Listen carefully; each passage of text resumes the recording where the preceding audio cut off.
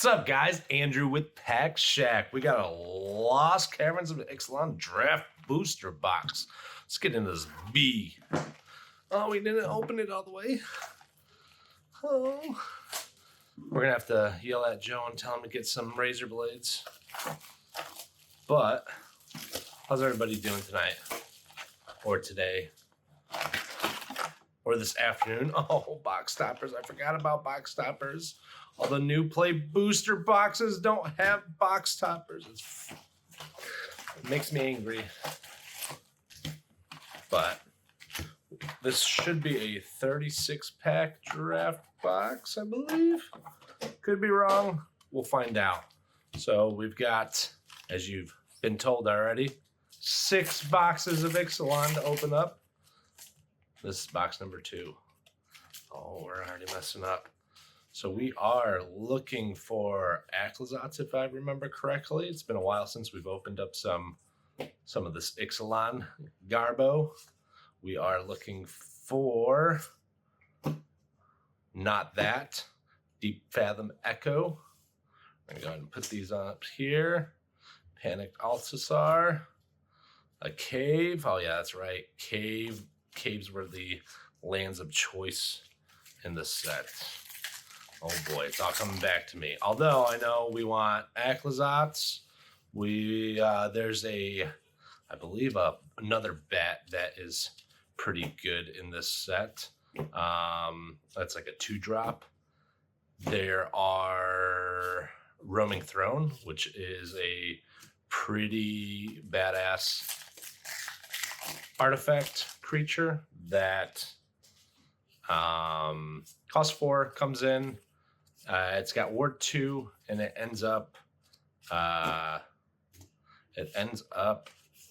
doubling your Millennium Calendar and another land.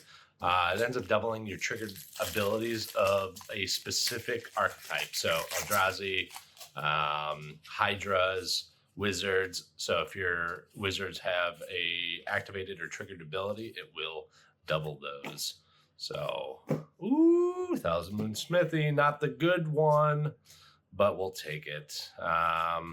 We are also looking for Galta. Galta is another pretty good pull in this set. We are looking for, obviously, the Mana Crypt, but I don't believe we can get that in the draft boxes. I think it's only in set and collector, so we shall see. We've got a Restless Ridgeline as our rare. Rip! It's okay, though. So, aside from that, aside from the Mana Crypt, we also have Dockside, which I believe is a special guest. I don't think we can get the special guest in draft booster boxes, but if we get one, it'll be a surprise, and it'll make me feel good, and then make me feel sad, because then he got banned. So, we'll see. But map tokens, maps are pretty popular in this. There's one, I think it's an artifact or an enchantment that if you have like 1,000, Poison Dart Frog, pretty good. We've pulled a couple of those already. But there is a Souls of the Lost and a Millennium Counter. I think it's the Millennium Counter, yeah. When there are 1,000 or more time counters on the Millennium Counter, you win the game. So some people like to try and win the game besides, going infinite combo or smashing people's faces in. Millennium Counter gives you that option for a alternate way to win the game. Abuelo, Ancestral Echo. Echo. So we are almost a third of the way done. We haven't seen any crazy cards. There's a Trumpeting Carnosaur in here that's pretty decent in my Gish Daddy deck. We'll go ahead and post the my link for not my deck tech, but for how I have my Gish Daddy build made in the description below. And if you want to check it out, feel free to. It isn't. Ooh, an Imperial Thousand Moon. That's actually a pretty good commander. Really good for those token making loving people, which they go wide instead of tall. And yeah, it's a pretty decent card. There is a green dinosaur in here. I forget what his name is, but I think it costs 4. And he gives you 2 green mana to spend at the beginning of your pre-combat main phase. So basically, or at the beginning of your upkeep, one of the two. So we'll have to take a peek at that, see if we get one of them. I forget what his name is. We will either find it or at least post it at the end of the video. Ooh, Earthquaker Dreadmaw. That's a pretty good uncommon. I think so, especially if you play a dinosaur deck. Basically, when he enters the battlefield, he has, oh, that's not a rare. He has the ability to give you draw, and then Isgith, Firstborn of Gishath, is another one. And there's the Aclazotz. Let's go. That is ramping up right now. It's played in a lot of different formats. So, woo. Woo! That is a feel-good card, not a feel-bad card. So, it might be feel-bad for your friends or your opponents that you're playing against, but it's a feel-good when you pull it out of a draft pack. Oh, Restless Ridgeline. Let's go. That art is actually really, really cool. It's kind of sad that the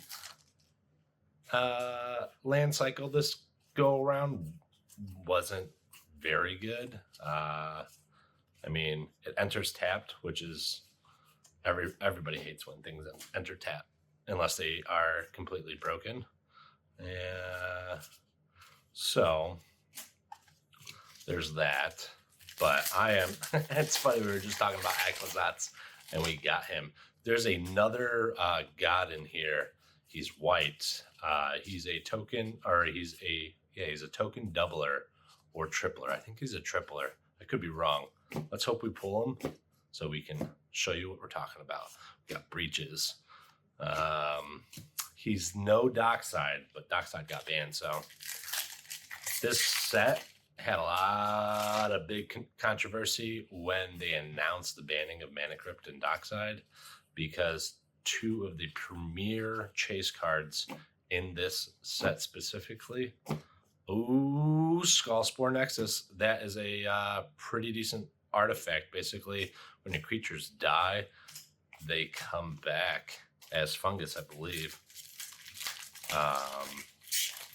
A fungus dinosaur. Creature token with base power and toughness equal to each of the total powers of those creatures. So, and then you can double the creature's power. So basically, if your creatures are going to get board wiped, you can, or maybe not board wiped. If somebody's targeting a specific creature, like your biggest creature, you double the power and toughness of it. It dies, and then you get something that is double the power and toughness of that creature. But yeah, a lot of controversy behind the Mana Crypt and the Dockside and the Jewel Lotus getting banned, especially with the set, because like I said, one of the 2 premier cards that you can get in this set are the Mana Crypt and the Dockside. So a lot of people were very, very unhappy with the banning, especially because this set got pushed just before the banning was announced. I don't know if any of you guys have followed the banning of those cards, but it seems like there's a possibility WotC may reverse some of them sometime in the future. At least that's a speculation, because pricing on those cards substantially dropped like overnight, and then they jumped back up once WotC took control. So we'll see. We'll see if Gavin's able to do something. A lot of people are upset with the format now because 50% of the sets that are coming out are Universes Beyond. So, I mean, we've got that controversy going on. Amelia, Ward pay 3 life. Whenever you gain life, it explores when then destroy all creatures if you have if it has 20 power, exactly 20 power. That's interesting. And exploring is a mechanic that's in this set that you look at the top card of your deck. I believe if it's a permanent or if it's I think if it's a permanent, you can leave it on top of your deck and then put a 1/1 counter on a creature, or you can draw it. But yeah, so Gavin ideally will guide us back to a glorious time of having at least a Mana Crypt and a Jeweled Lotus. I kind of understand Dockside getting banned, but I mean, Dockside's only as good as the amount of artifacts that are on your opponent's board. So if your opponents have no artifacts or they don't have a large board, then Hulking Raptor, Ward 2, that's the raptor, or that's the dinosaur we're talking about. At the beginning of your pre-combat main phase, add 2 green pips. But yeah, hopefully Gavin can bring us back, get those things. Dockside being banned is, I mean, as long as you were having a Rule 0 conversation with the people you were playing with, I don't understand why high-powered things that are expensive, that not everybody has, would be an issue. And trust me, there are a lot of people out there that did have those cards. A lot of people that traded in. We are 2/3 of the way done with this box. There are a lot of people that traded in a lot of product over the years just so that they could afford a Mana Crypt or a Jeweled Lotus or a Dockside. I mean, that's kind of how the name of this game is that you trade in a whole vehicle. The vehicle cycle in this set was terrible. Everybody made fun of it. But I mean, a lot of people trade in product, bulk rares, bulk extra chase cards that they've been searching for, so that they can finally afford to get cards that they really want that are more powerful. And then if they get banned, well, I mean, I understand why you're upset about it. So half the community seems like they're very upset about it. Half the community seems like they're like cry about it type people. They're you deserve to lose money because it's not an investment. But I mean, anything that has some type of value can be an investment to a certain extent. I mean, tomorrow WotC can go bankrupt, and sure, all these cards will lose value if the community decides that that's the correct course of action. I mean, people pay hundreds of thousands of dollars for special shaped chips. I mean, people spend money on stupid things all the time. Spending money on a board game or on a card game that brings you joy and has a huge community, I don't see an issue with. Not even on top of that, banking that some of this stuff is going to go up in value in the long run. I mean, Gish Daddy. Oh, Gish Daddy's son's avatar. But having a board game or a card game gain value, there's plenty of predecessors that basically paved the way, like Pokemon. So, I mean, it's not hard to believe that people would expect cards to hold value. And then if you overprint them, as Rudy would say, game piece army. I mean, it's not hard to believe that people want to put value, long-term value. Oh, jerk, Caslim, deepest growth. That's the green god. People want to put value in things, especially if you're spending hundreds of thousands of dollars over the course of, 10, 20, 30 years. You would hope that money doesn't just disappear. So it's not wrong to think that you have some sort of an investment on cardboard. So that's just my opinion.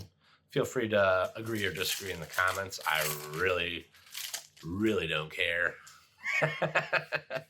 No, I do. But I mean, if you have an issue with cardboard having value, then you should definitely proxy. Get lost. That's a really good instant right now, I believe, in standard. But if you have an issue with cardboard having value, or if you have no issue with cardboard having value, please comment. I mean, I'd like to hear your guys' opinions. I, for one, believe that cardboard should have value just for the simple fact that you're spending so much money. And I mean, these things cost pennies on the dollar to print, but we're spending hundreds of dollars on a box. I mean, kind of makes you think that they should have some sort of value and not go to zero like the Game Piece Army wants them to. So we'll see. We are down to our last 2 packs. We will see if we get anything good out of these last 2 packs. We got some pretty good hits. We got Gish Daddy. We got Ixalan. Ixalan is probably the #1 hit currently because of the banning of Mana Crypt and Dockside. But last pack, and then we got a chance at the probably one of the worst box toppers in modern day Magic. So we'll see what kind of goodies we get out of that. I think there's like 2 that Abuela's Awakening. Boo! There are two cards in these box toppers that are somewhat worth chasing for. I really don't remember what they are. So you're going to be as surprised as I am once we get this opened. Oh, all right, we're backwards. So, oh God, she's sticking. She doesn't want to come out. Oh, girl. All right, 3, 2, 1. Oh, Colossus Hammer. That is going to go really, really good with the new Marvel Captain America commander that's coming out. So if you didn't get your secret layers, we should have some secret layers dropping soon. And yes, they are the Marvel kind. Catch you guys later on the next one. Thanks for tuning in. Make sure you hit the sub. Make sure you hit the like. Make sure you comment. Make sure you hit the share. See you guys later.